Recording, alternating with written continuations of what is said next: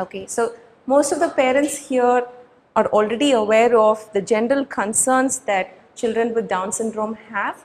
I'm not going into specifics of it, and one among those concerns is challenges with speech, language, and hearing. Now, being a speech language pathologist, I would like to focus on these concerns, which is my expertise: hearing, language, and speech. First, let's look into hearing, then we move on to language, and our primary focus is speech output, speech clarity.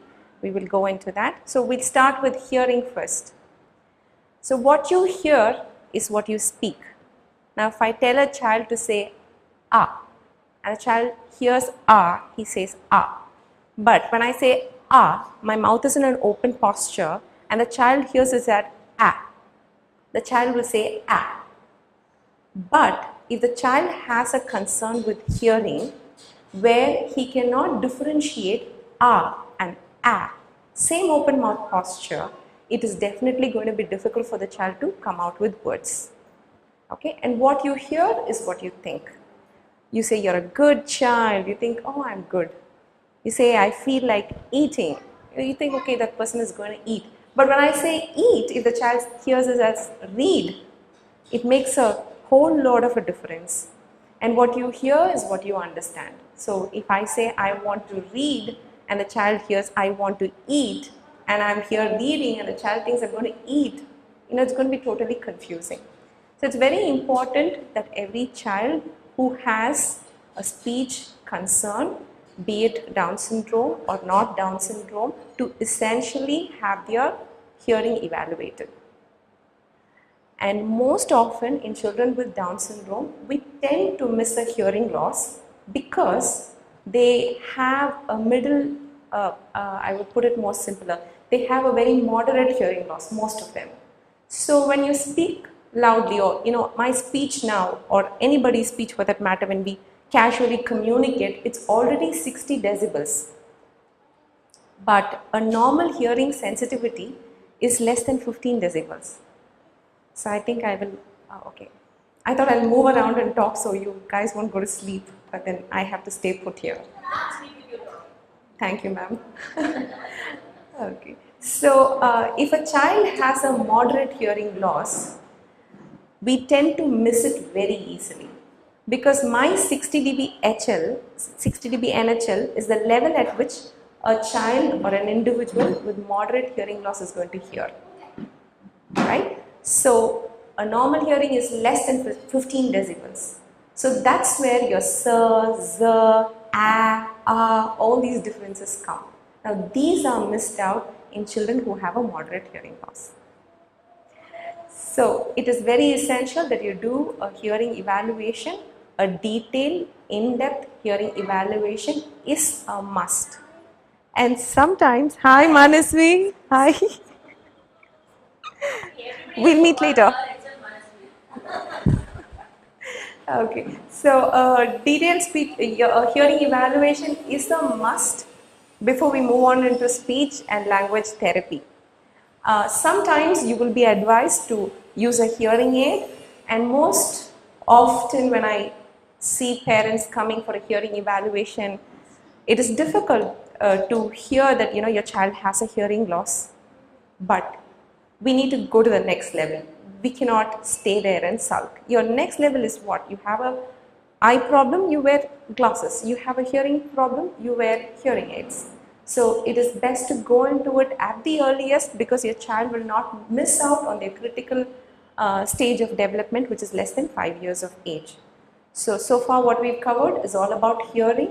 It is essential to go for a detailed hearing evaluations, because some centers just do 1 or 2 evaluations, which is not sufficient.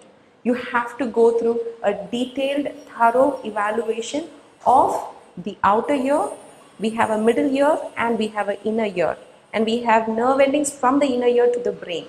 All this has to be covered in your hearing evaluation to rule out any hearing concerns. Because when the hearing is not checked, your speech and language therapy will not bear much fruit. You're wasting your time and you're wasting your child's precious time. And with that, we move on to Oromoto directly. I'm not covering language today because that is a different ocean in itself. There's so much to cover. But just for basics, I would say that one is receptive language, how we understand speech. The other one is the expressive language, how we express ourselves through speech or through language. Now, when I say language, it is different from speech. Language is what you understand. Now, I speak English, I speak Tamil, I speak a bit of Malayalam. So, I understand that language. Hindi I understand, but I cannot talk back. So there I have language comprehension, but there is no speech. So language is different, speech is different. When I give an instruction, sit down, you understand something, that is language. Now when we think, so you think, okay, how long she's going to talk, or when am I going to have my tea break? You're thinking in your mind, and that's language. And you speak that out, that is speech. So let's get this differences clear. And language, I'll just give a very few basic techniques or tips that you can use on a day-to-day basis. Number one, for a child to understand and develop language, keep the child happy. Number two, just like Rekha ma'am said, keep the mothers happy. Unless and until you're happy, you cannot keep your child happy. And if you're not happy, you don't want to talk anything. Have you ever experienced a day that was so depressing in your life? I'm sure you wouldn't want to talk anything, right? So knowingly or unknowingly, if you are going to be down, you're not going to express yourself the way you must to your child. Keep yourself happy. Third thing, have a lot of picture books. Most of our children are visually very strong. So keep a lot of picture books that are very interactive, where you can ask questions, you can ask them, show me the butterfly flying. Isn't that so beautiful? Those kind of words, those kind of expressions, use that. Tell a bedtime story every day. You don't have to think, oh, will she understand? They will understand. Eventually, they will understand. Initially, they may not. So keep your stories very short and simple. Start a story with just one character. Once upon a time, there was an ant. Let the story be only about that ant alone. Then introduce the second character, third character. In that way, your language is getting more and more complex. And your child's attention is going to improve. Because all these skills are very few tips to improve language. I shall do that. So the question was about the ear infections and what testings have to be done. So that's what I was answering about the ENT and the audiologist. They work as a team. It is a team approach. It involves the ENT and an audiologist. So the ENT will check for any outer ear wax collection, because for our children with dry skin and other things, it is very significant wax collection that happens within the outer ear. So that will be cleared by the ENT. And they also always have a middle ear infection, oftentimes, because there's something called as the eustachian tube here, which is kind of flat, because of which fluid often gets into their middle ear, and that has to be seen by your ENT.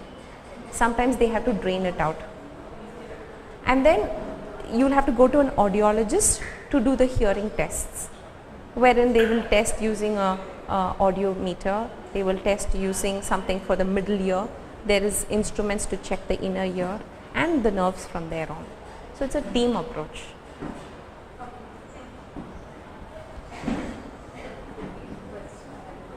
Yes.